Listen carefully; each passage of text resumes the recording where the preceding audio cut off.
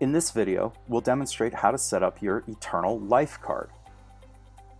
Your Eternal Life card makes it easy for both emergency responders and for your loved ones to quickly access your important documents and medical information in the event of an emergency. First, click the Eternal Life card link in the left nav bar.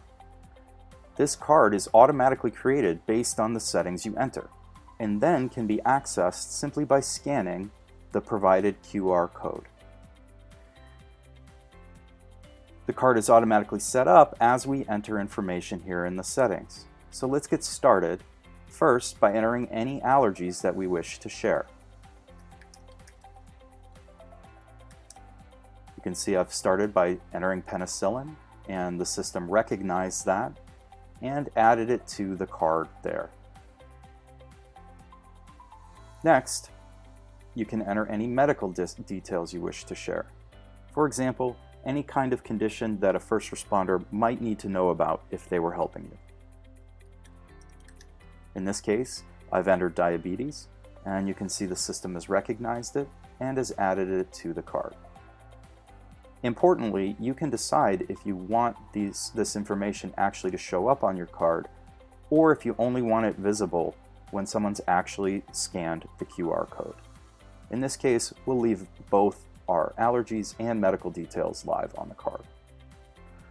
Next, you can decide if you want to add an extra layer of security protection to your card by adding a PIN.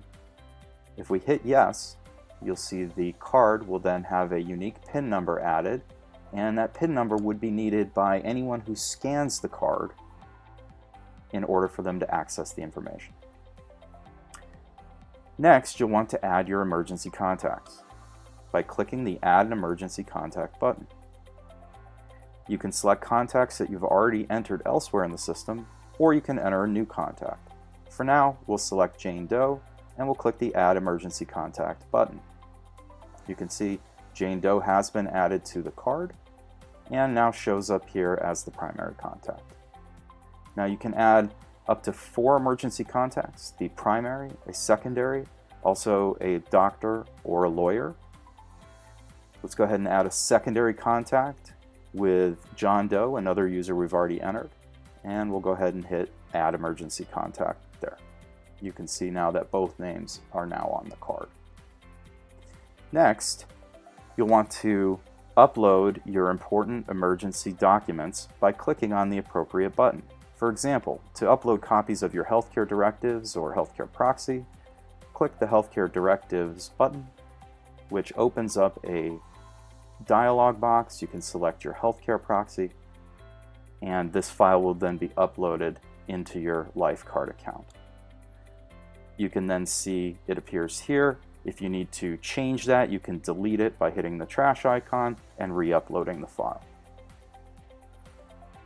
Now, to finish the process, what you'll want to do is click the Download PDF button, which downloads a high-resolution PDF copy of your emergency card. You can print this document and carry it around in your wallet. Alternatively, you can click the Add to Apple Wallet button to securely store within your Apple Wallet. Now, if you need to make any changes to any of this information, you can return back to the screen at any time. You can make any updates you need to any of the medical information, to the contacts or the documents, and they'll become instantly live on your LifeCard page.